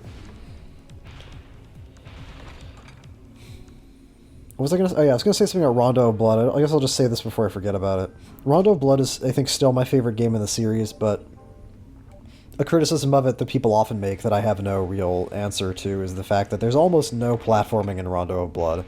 To me, that's essentially a positive, because it becomes entirely about the combat, but I can see why people would disagree on that point. Okay, the Undead Parasite. So this boss is really fucking weird, because I swear to God, the eyeballs on the ground here that I just pounded over 1,000 damage into, 1,200 damage. 1,500 damage? Okay. Those eyeballs that I just pounded 1,500 damage into, they do not take that much damage on Leon. Leon can walk in with fire holy water and dump that shit on these eyeballs and then do one, like, solid combo with the fire whip and they die. But for some fucking reason, Joe has to do, like, twice as much damage to them as Leon does, and I don't know why. Did they think the fight would be too easy? Who cares? This is the worst fight in the entire game. The faster it's over, the better. So, for them to... And I don't even know... Is it like the game changes the health of the eyeballs if you're playing on Joe? That certainly seems to be the case, because I know for a fact that they do not take this much damage when you play as Leon. So that's why this fight basically doesn't take any longer for him, even though it should numerically. Like, the whole purpose of this alternate mode is supposed to be you trade durability and survivability for higher damage, but that first phase of the fight completely fucking invalidates that dynamic, which is very, very annoying. Fortunately, the second phase goes by pretty much just as fast. They only take 3 full laser shots to... It only takes 3 full laser shots to deplete his entire second health bar. I don't think I guess I must not have been confident of that at the time, though, because well, maybe I did need to do those extra little hits. I guess 3 full laser shots and then maybe a little bit more. So, oh no, I know what the difference is. In the boss rush footage, it only takes 3 laser shots because there's one more attack buff that I get at the pagoda, which is the last level of the game, but I don't have that yet. So that's the difference. So that was pretty good. That was a pretty smooth Undead Parasite fight. Despite all my bitching and complaining, ultimately it doesn't take that long. So if you're doing it late in the game, if you do it last when you have the 4th damage upgrade from the Ghostly Theater, it goes by pretty quickly and pretty painlessly. So not that bad ultimately. And I think maybe that was the final reason I decided to do the House of Sacred Remains last, because it had the most obnoxious boss that I wanted the most damage upgrades to deal with, which I wouldn't have had if I did the house and then the theater. So this run is going to end up being about an hour faster than the main game with Leon. And I haven't done this, but I would really be interested to go back through the footage and count up how much of that hour difference stems from cutscenes. From their presence or absence, because the cutscenes in Lament of Innocence are like... I don't know how much cutscene time there is, but it's gotta be at least like 20 minutes, if not more. So that accounts for half of the difference right there. I'm guessing the other half is just from the fact that our boy Joe here does so much damage. And if I really wanted to, if I wasn't paranoid about the Forgotten One fight, I could have gotten this done even faster, because there are a lot of upgrades that I would have just flat out skipped, but The fact that I'm doing the Forgotten One means that that I'm doing the Forgotten One and that I'm trying to do a legitimate no-death run means that I have to be worried about these kinds of things. So this second doppelganger is... When I did the Leon boss rush, I talked about how this was a lot easier than the first doppelganger because his fists have a much shorter range than the whip does, and this is exactly the same thing again. Where it's, in fact, where, like, he's completely toothless in his second phase. On Joe, because Joe has a much easier time just sitting back and maintaining distance and just pounding damage into him.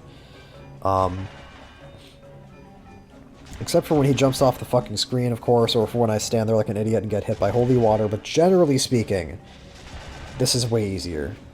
Yeah, this kind of shit. Normally, if I was to do... Like, when he starts spamming the holy water throws, if I was fighting him on Leon, I would have to maintain my distance and keep on dodging, but Joe could just fucking throw 1400 damage into him and it doesn't make a difference.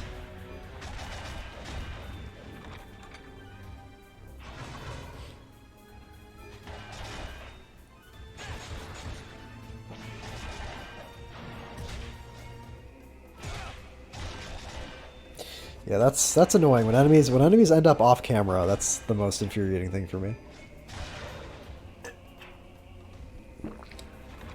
Which is what happened there, and that's why I took a couple hits, because... Oh, I am going to go this way.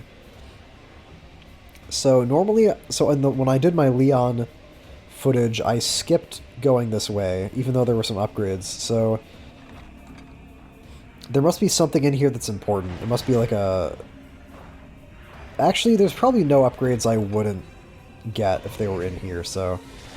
This is something you actually didn't see in the Leon footage because I skipped this. This room, like, filtered me so hard the first time I got there.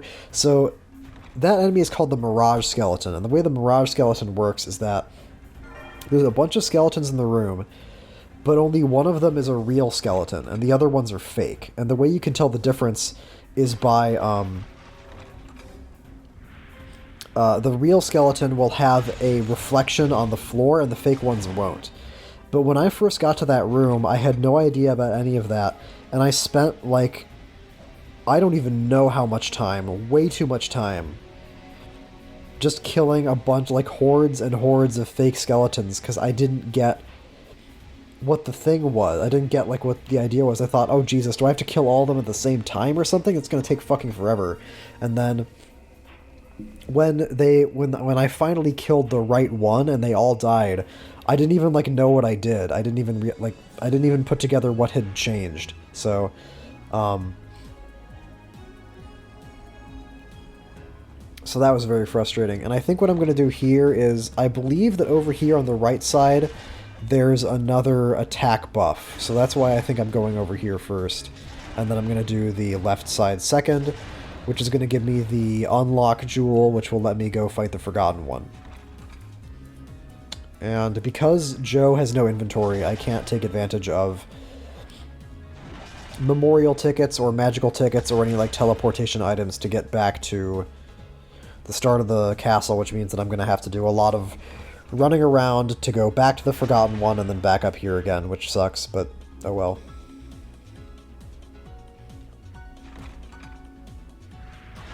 I'm fairly sure that if I didn't care about the Forgotten One or about the attack buff that was down here, I could skip.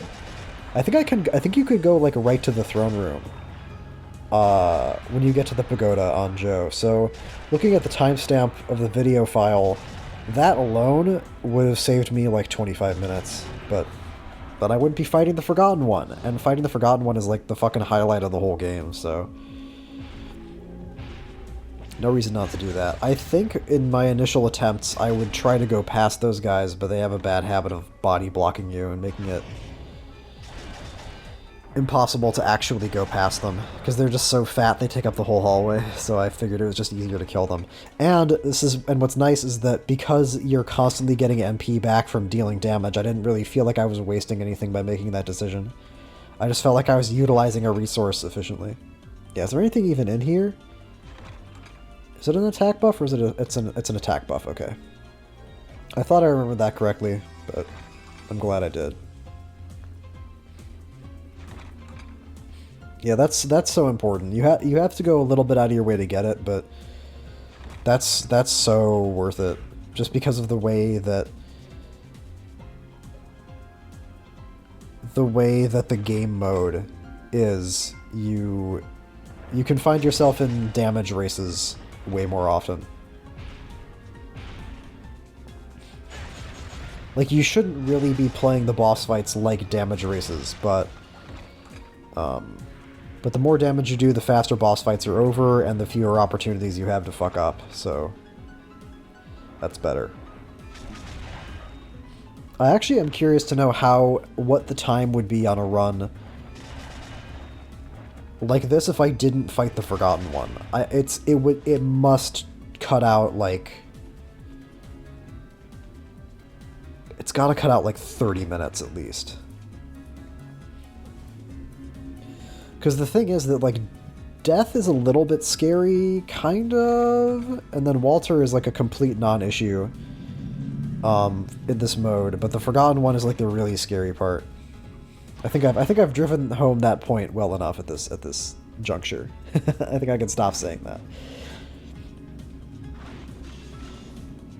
And I actually have a couple of gripes with the Forgotten One, which I'm gonna need to wait until we actually see him to describe, because it's very specific, kind of like with the Undead Parasite. It has to do with a very particular quirk of the fight, which I think is really stupid.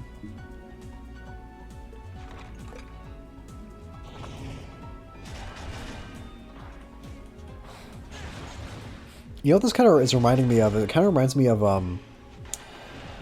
Richter mode in Symphony of the Night, for obvious reasons, just because that's kind of that's the archetype of these alternate modes, is like Richter mode from Symphony of the Night, but specifically because of how many of these combat areas I'm getting into that were actually a little bit tricky on Leon, like that room back there with all the Death Reapers, or Death Rippers, or whatever, the little, like, super flea men that jump around with the scythes.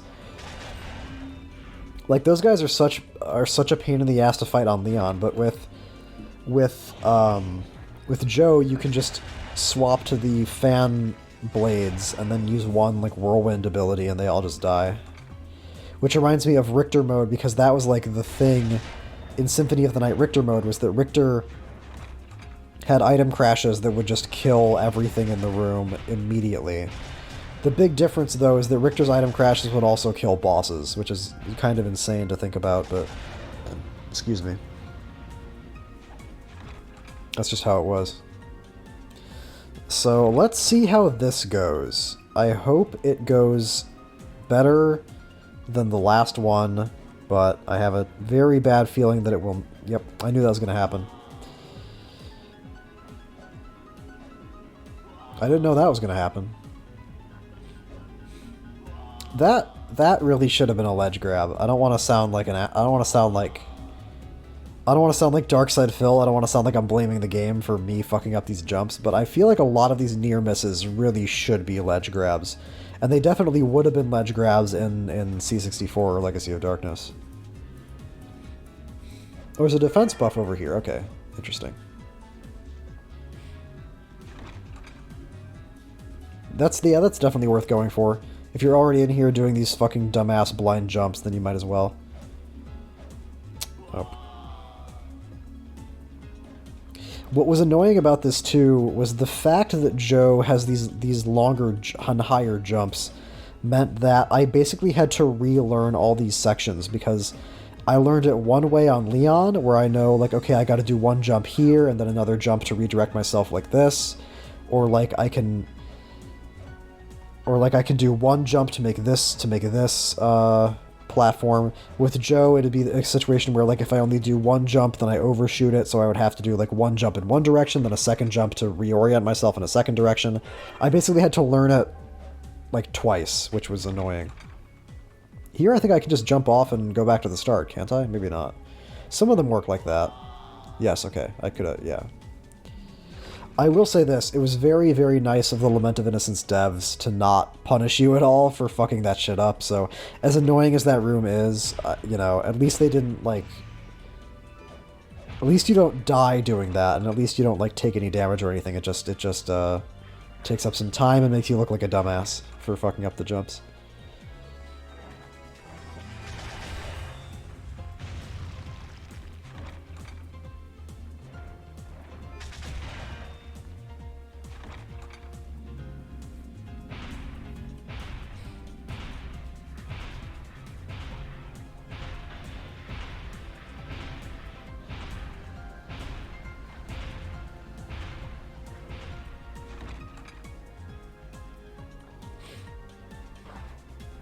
Like, if you could die in those rooms, I would never do any of them. I would never set one fucking foot in them, except for the one that you have to in the Ghostly Theater on Leon mode. Because that's how you get the bell that triggers the succubus fight in the main game, is in one of those rooms. But everything else, fuck that.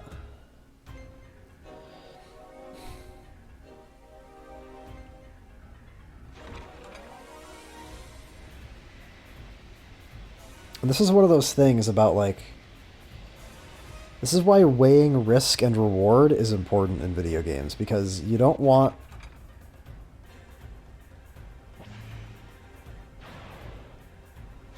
If something is too obnoxious, or too tedious, or too dangerous to do, then the player is probably just not going to do it. I'm trying to think of a good example of this. I can actually think of a couple of examples in Curse of Darkness, but I don't want to talk any more about Curse of Darkness than I already have, because I want to save some of my brain juice for the actual Curse of Darkness videos. Let me think. I guess, yeah, that's gonna happen.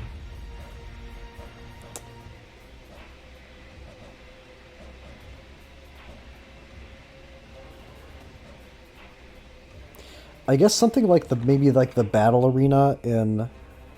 Oh, I guess like Circle of the Moon, the Dracula fight is kind of dumb to fight Dracula without the Uranus card, which is not going to mean anything to most people watching this video, but basically, like, Circle of the Moon gives you this option to get like a really powerful spell that trivializes the final boss of the game, but it's also a gigantic pain in the ass to farm for it. So you're kind of put in this obnoxious position of, like, either you walk into the final boss with a chance of dying, or you walk into the final boss with zero chance of dying, in essence, and everything just goes much more smoothly and much more predictably, but the cost is that you have to waste a bunch of time farming, and it's an annoying position to be put in if you're doing something like what I'm doing, which is going for no-death runs, because if all I'm trying to do is go for a no-death run, it's like, why wouldn't I do that, you know? So this is why... On the one hand, doing no-death runs is good, because it forces you to learn the game, and it forces you to engage with the systems in a certain way that I think that I wouldn't otherwise if I was just playing these games casually. So that's why I do it. But one of the consequences is that that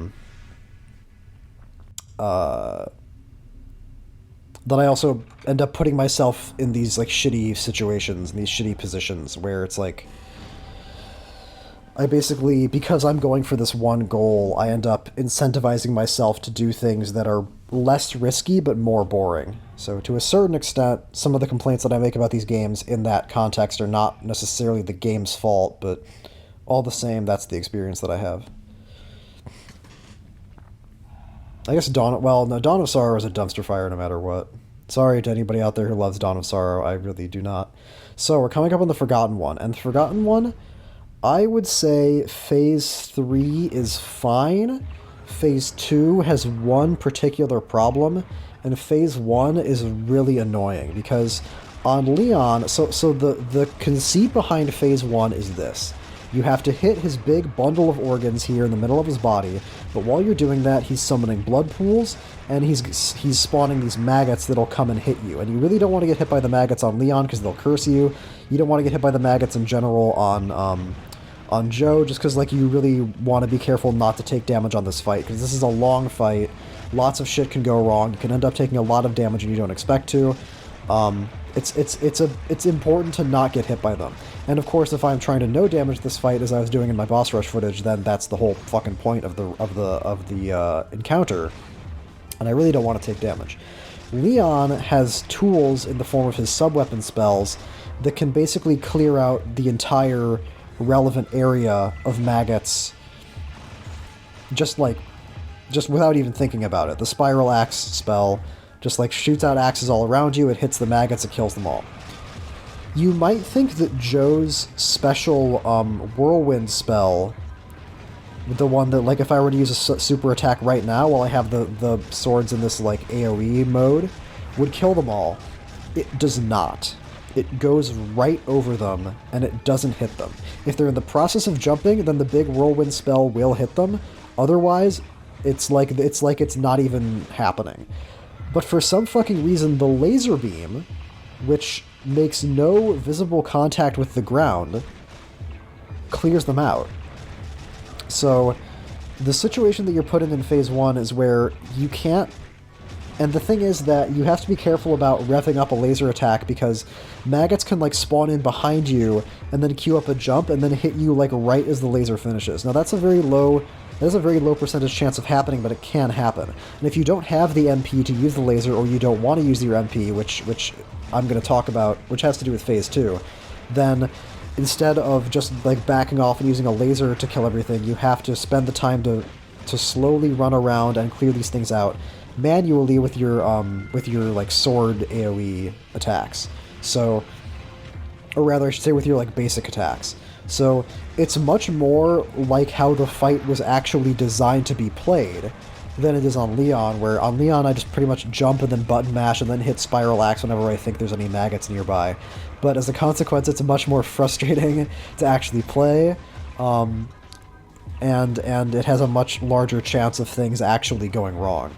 So it's like a mixed bag, where on the one hand it's like, yes, this is closer to how the encounter is actually supposed to go, but boy oh boy does that make it a lot harder. And the reason I don't just want to like spam the laser to clear out the platform is because I want the laser beam for Phase 2 to take advantage of the invincibility that it gives you. Because there's a particular attack that when I played on... I didn't notice that guy. That guy was visible, but I didn't notice he was there. Which is kind of the big... The other thing about Phase 1 of the Forgotten One is that it's also about, like, attention and just, like, really keeping your eyes on the edge of the screen, because that's when you'll really get fucked, is when a maggot hits you. When you can see a maggot queuing up a jump out of, like, the corner of your eye, but you just don't react to it. So in Phase 2, he has an attack that I avoided on Leon with the Invincible Jar, which is a relic that gives you temporary invincibility. It's not this attack. I use invincibility for that attack just, like, because I feel like it. But otherwise, there's an attack that he does when he gets into his second life bar in Phase 2 that I don't know how to dodge. I like really don't know how to avoid it. I don't remember if he does it in this footage or not. I hope he does, so that way you guys can see what I'm talking about. If he doesn't, I'll try to explain it. But that's why when he does his arm sweep attack, you can double jump to avoid it, but I don't like doing it because the timing is very particular. I would rather just use the laser beam and invincible my way through it, but I want to hold on to one laser beam's worth of MP in case he does the other attack that I'm anticipating, which doesn't look like he's going to do, because he's almost dead, so that's unfortunate. Basically what he does is he'll raise his fist and then create like a waterfall of blood that kind of hems you into one side of the platform, and then after a long time he'll slam his fist down on top of you. So he kind of like traps you and then eventually hits you, but I don't know how to get out of that trap. This is very aggressive. Okay, no, never mind, that makes sense.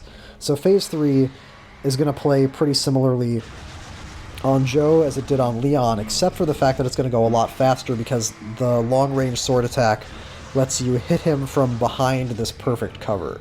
So you don't have to worry about like dipping in and out and like zooming in, getting a few hits, and then running back to cover again. Also, the fact that I have access to the invincibility laser means if I'm put in a shitty position where like I'm not in cover, or like if I'm like caught out, then I can just abuse invincibility to not get hit by his attacks, which I think is probably what's going to happen at the very end here. Although maybe not. He's like already almost dead. What I'm doing here in general is I'm baiting the rocks to fall in one spot and then moving to a different spot, so that way I can hit him from that position of safety. And here, I know he's almost dead, so I just use a laser to finish him off. And that was a very clean Phase 3, but he didn't really ever test me that hard. And also, that phase just goes by so fast on Joe anyway, because you can rack up so much damage from behind the rocks. So, like, that was just so much faster than it ever would have been on Leon. I've often thought to myself that it would be nice if if there was like a teleport circle after the Forgotten One that would take you back up to the main floor of the castle. And I guess it's possible that there is one off to the right, because I've never really looked over there in any of the footage, so this might just be like a big mistake on my part. Man, I'm actually like losing my voice. I've gotten used to doing these like hour-plus long video like commentary chunks with Legacy of Darkness and C64, but in retrospect, I think the only reason I was able to do that is because I spent a lot of time in those videos not talking, because I don't want to like repeat myself. So, but now that I'm doing this new footage of this new game, I'm just like talking fucking nonstop, and it's actually wearing me out.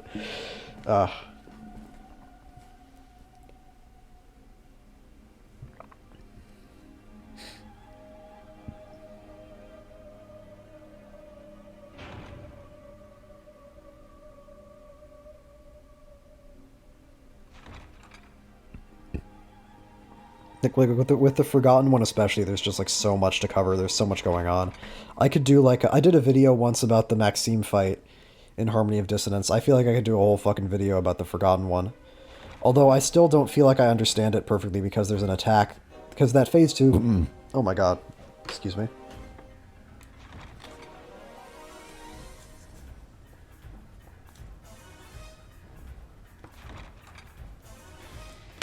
Ah, sorry, I had to sneeze there. I have to go back and edit that out. Because there's an entire attack of his that he does in phase 2 that I literally don't know how to respond to, and I've only ever basically cheesed it with invincibility mechanics. So I guess I would have to figure out how to deal with that first. I want to say I watched a video where a guy no damage to the Forgotten One, but in that footage the Forgotten One never did the attack, so that's not very helpful. I'm pretty sure he does it in the boss rush footage. So if you're curious to see what I'm actually talking about, then you can watch that, which should be uploaded in a day or two. I like to give people like, I mean, it doesn't, I'm not necessarily thinking of it in this way all the time, but I do like to give people like a little bit of time between videos, just so that way I'm not like, I don't know, partially just for my own sake, to give me time to collect this last Curse of Darkness footage, which is taking a long time. And so I'm kind of like running behind schedule, but it's also partially just to give people like time to watch these like 2-hour, 3-hour videos, as if you guys are obligated to, as if it matters. I don't know. I just makes more sense to me.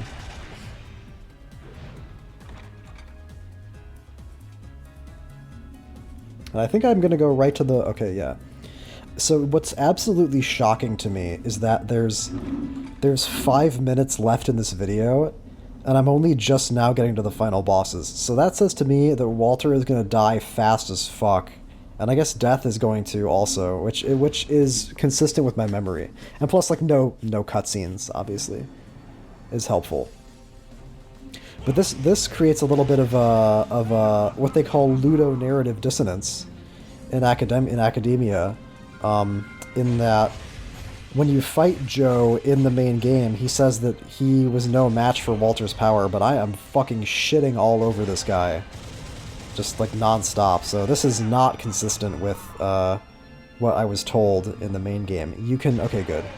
Yeah, you gotta be careful there. You can get in a few hits on him if you position yourself right, but you don't want to stick around, because that huge explosion attack actually will do like 1,000,000 damage. Yeah, this fight's actually, like, now that I'm watching it, this is actually, like, pathetically easy on Joe. Because you don't have to worry about, like... Your positioning just matters so much less. You can just hit him from anywhere. Wow. So on the Death fight, what I do on Leon is I use a specific sub-weapon attack to, like, dash away from him when he summons his little skull minions. Here, I think I'm gonna use the laser beam once to not get hit by them. And then after that, I'm going to save the laser for the second phase. Because the second phase of the death fight is really when he gets dangerous.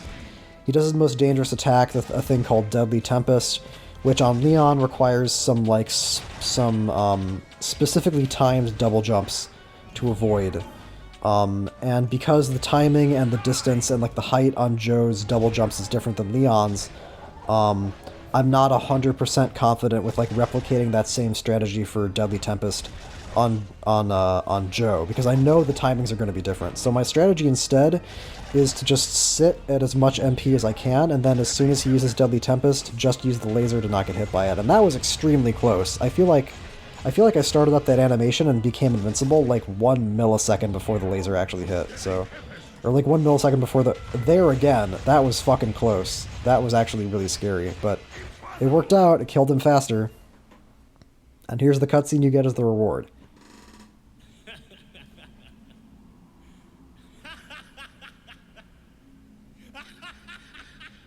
You'll pardon me if I don't adjust the sound levels. He just says ha ha ha ha ha ha ha ha ha. The reason that death fight ended up being so risky is because I wanted to try to get in one full, like, 5-sword combo after the laser finished during a Deadly Tempest, which in retrospect was pretty scary to do. It worked out in the footage, like that was a no damage death fight, but all the same, that was like kind of scary. And I ended with more MP than I didn't end it with like 0 MP, so I probably could have afforded to play a little bit more cautiously and I would have been fine, but oh well. So that's Joe mode. One of the better alternate modes in these games. I would say the consistent problem that a lot of the alternate modes have in Castlevania games is trying to find a good balance between making the alternate character with no stats or no inventory too overpowered or too underpowered, like not falling into either of those issues. Typically, like the early ones, like Richter mode or Maria mode in Symphony of the Night on Saturn, incredibly overpowered. Maria mode in Dracula X Chronicle Symphony of the Night, criminally underpowered, absolute garbage. Maxime kind of hits a nice balance. Joe here hits a nice balance. Julius in Aria of Sorrow, I would say, hits a nice balance. I think Julius in Dawn of Sorrow is a little bit underpowered. I think doesn't quite do enough damage. But but Dawn of Sorrow, Julius mode is different because you're supposed to take advantage of blah blah blah blah blah blah blah blah blah blah. I'm talking about other games. Fun. This is fun. This is a fun way to play the game. And I would actually be curious to know how quickly I could get it done if I skipped the Forgotten One and if I skipped getting, like, every upgrade that I wanted. I still feel like... I mean, obviously having more MP for, like, the death fight there is super good because it means you have more lasers you can use to avoid the Deadly Tempests, but I would have to work around that. I'm probably not going to actually do that, but it's just a fun thing to think about. And I kind of like it, you know, the games that last for like 2 hours, 3 hours, 4 hours, like that can be fun in its own way, but I think I kind of prefer the games that trend towards being faster than that. So that might be an interesting thing to try at some point.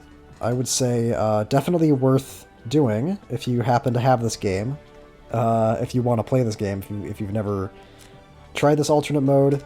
Try it, it's very fun. I would say it's better than the other alternate mode, which I'll be uploading footage of after this, at some point. Well, actually, it should be pretty soon after this. It shouldn't be too long. But I'm not going to say anything more about that until we get to it. Enjoy these little end credit illustrations of this alternate universe where I guess Joe must have taken over the castle and become the new vampire lord instead of Walter or Dracula, presumably. Deserved, I would say. He earned it. It's interesting that this character only showed up once. Well, where else would he show up? Anyway, that's the end. Alternate mode coming up next. Later, keep on Earth rocking.